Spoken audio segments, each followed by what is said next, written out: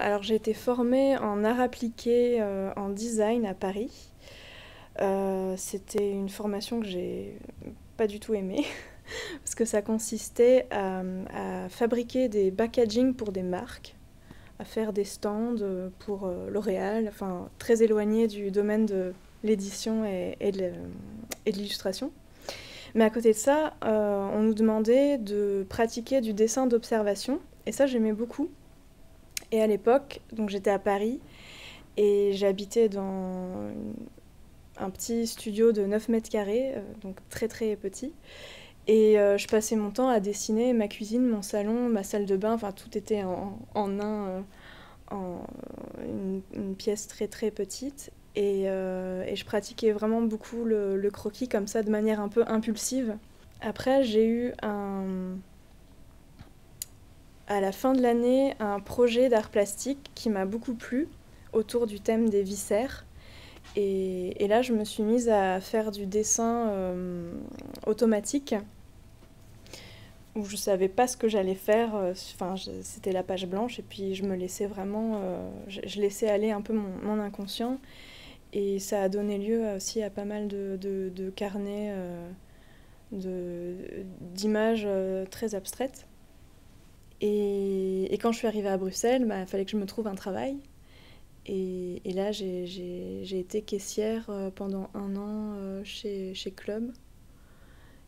Et, et pour pas sombrer dans le désespoir ni l'ennui, je notais des petites phrases de clients la journée, et des choses absurdes qui vous arrivent quand t'es libraire et à la caisse. Et le soir, je recréais des personnages. Et donc j'ai rempli pas mal de carnets comme ça où j'avais la volonté de raconter des histoires avec mon expérience, mais je savais pas trop où ça allait, ça manquait un petit peu de structure. Parallèlement, je pratiquais toujours le dessin en autodidacte. Je me suis mise à faire des dessins un peu obsessionnels avec un personnage qui revient souvent.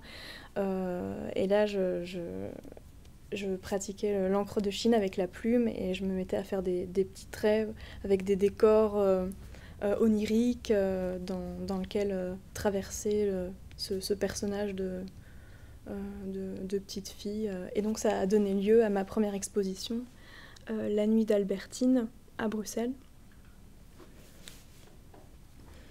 Donc ma première publication, c'était en 2019 et ça a été déterminé par la rencontre avec l'auteur Ludovic Flamand.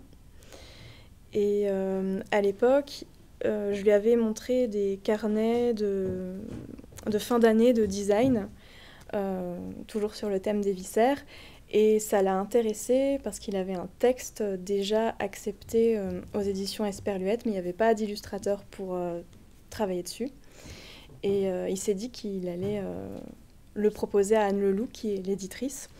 Voilà, c'était des dessins qui n'étaient pas du tout au départ faits pour ce texte-là, mais voilà, il a tenté le coup. Et l'éditrice a été intéressée, mais, mais voilà, pas plus, pas à 100%.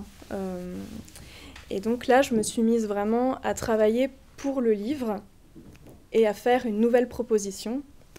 Cette fois-ci, je lisais le texte et puis j'ai réalisé des images du collage cette fois-ci, où je me suis inspirée, enfin j'ai pris des gravures du 19e siècle que j'ai découpées et j'ai repris mes dessins qu'il avait montrés à Anne Leloup et j'ai aussi découpé dans ces dessins et j'ai fait un assemblage. Et donc cette deuxième proposition, Anne Leloup ne l'a pas acceptée. Et à ce moment-là, Ludovic m'a dit, bon, bah voilà, c'est abandonnons. Et moi, en fait, j'ai continué de chercher d'autres propositions, sauf que je ne lui ai pas dit à Ludovic. J'ai fait des fonds à l'encre de Chine avec des pinceaux à brosse dure. J'ai rempli ça sur des feuilles. Et après, j'ai pris les gravures et je les ai pas collées telles quelles comme la précédente proposition que j'avais faite, mais j'ai dessiné en fait d'après les gravures.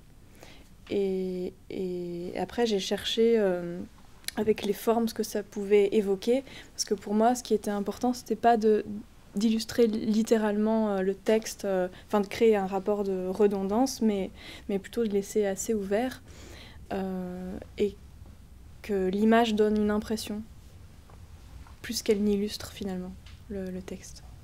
Et le truc marrant, c'est que Anne Leloup avait un rendez-vous avec Ludovic pour un autre livre, et Anne dit à Ludovic, en fait, maintenant je prends les propositions de Sarah.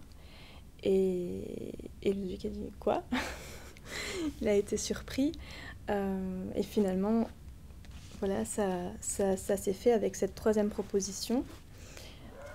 Et j'avais bien fait de persévérer. Donc c'est mon deuxième livre, Bastien, ours de la nuit. C'est une collaboration toujours avec Ludovic Flamand. C'est un texte jeunesse dans lequel il y a pas mal de passages oniriques. Et le rêve, c'est quelque chose de très présent dans la littérature jeunesse.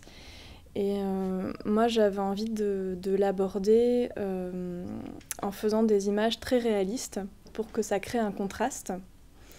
Et c'est pour ça que j'ai utilisé la base de photos. Donc ça a été très présent sur ce projet-là. Avec Ludovic, on est allé dans les rues de Bruxelles la nuit pour prendre des photos. Et on a fait aussi intervenir des amis comédiens pour jouer les personnages de notre livre. Donc il y avait aussi tout un travail de mise en scène, de trouver la bonne posture, la bonne attitude du personnage. Donc tout le défi de travailler d'après-photo, c'est de rendre les choses à nouveau vivantes. Et voilà, et pour Bastien, c'était vraiment ça, le travail. C'est pas de recopier une photo, mais c'est de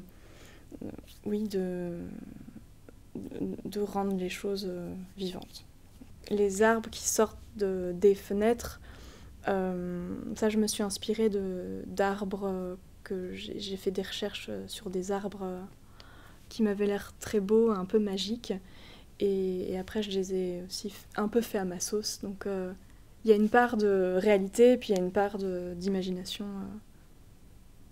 Et donc j'ai réalisé une plaquette pour la Fureur de lire qui s'appelle Rock'n'Roll pour les enfants.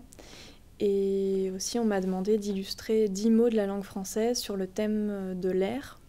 Et ça c'était les cahiers pédagogiques des 10 mots.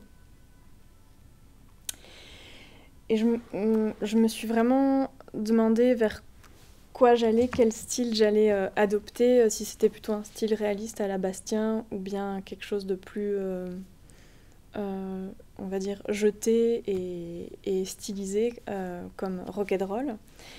Et je me suis souvenu que j'avais travaillé un personnage dans l'atelier de Mélanie Rutten, un personnage très malicieux de petite fille avec des tresses. Et donc j'ai repris ce personnage-là. Et j'avais fait un petit travail sur la couleur. Donc j'ai repris des crayons de couleur. Et là, c'était ma première expérience de commande en couleur. Après les cahiers pédagogiques, j'ai repris le personnage que j'avais créé pour une histoire où là, je suis à la fois à l'écriture et au dessin. Et c'est un album qui va s'appeler Les Lundis de Camille, qui va sortir à la rentrée prochaine. Et là, vraiment, c'était aussi une première, parce que je raconte moi-même une histoire et je me suis demandé ce que j'avais à dire aux enfants. Et donc, je suis partie d'un souvenir assez désagréable de mon enfance à l'école, où... sur mon bulletin, il y avait un professeur une fois qui avait marqué élève effacé. Et je m'en suis rappelée, je me suis dit ça pourrait être pas mal de faire une histoire où le personnage, on lui dit qu'elle est effacée et elle s'efface vraiment, elle devient transparente, avec toutes les situations burlesques que ça déclenche, le fait qu'on ne vous voit vraiment pas. Et j'avais aussi envie de montrer l'impact des mots d'un professeur sur un enfant. Ça peut avoir un impact positif ou négatif. Et voilà. Mais je me suis un petit peu éloignée de cette idée-là au final, parce que parallèlement, j'avais aussi l'envie de montrer cette petite fille qui peut être très créative chez elle et complètement bloquée à l'école, et de voir cette espèce de, pas de double personnalité, mais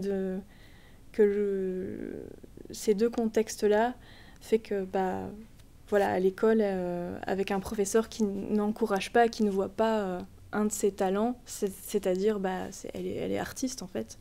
Mais sauf qu'à l'école, souvent, on privilégie les matières classiques, comme le français, les maths.